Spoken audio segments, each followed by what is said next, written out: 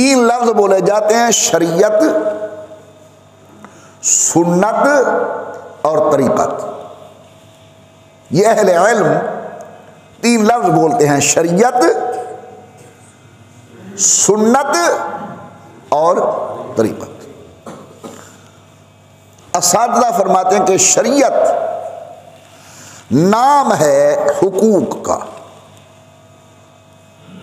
शरीयत नाम है हुकूक का। अल्लाह के हक, अल्लाह के साथ किसी को शरीक नहीं करना, अल्लाह का कहा मानना है, रसूल के हक, जी रसूल जो है उनकी ताबेदारी करनी है, नाफरमानी नहीं करनी। अकायद हो गए, तौहीद, रिसालत, क़यामत, माँ बाप के हुकूक, हमसाए के हुकूक, ये जो हुकूक है ना, इसके मजमूए को शरीयत कहते हैं। और इन हुकूक की जिसके जरिए हद बंदी की जाए इसे सुन्नत कहते हैं।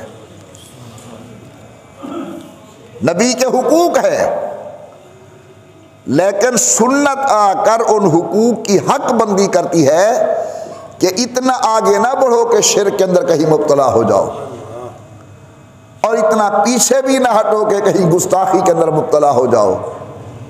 तो शरीयत कवानीन को बयान करती है और सुन्नत उन कवानीन के हुदूद को बयान करती है, और तरीक़त इंसान के लिए उन हुदूद की हिफाजत का काम देती है। जब हम अपने अल्लाह वालों की खिदमत में जाते हैं, बुजुर्गों की खिदमत में जाते हैं, अल्लाह वाले हमें समझाते हैं कि जो शरीयत के कवायद व ज़वाबित हैं उनका ख्याल करना है तुमने।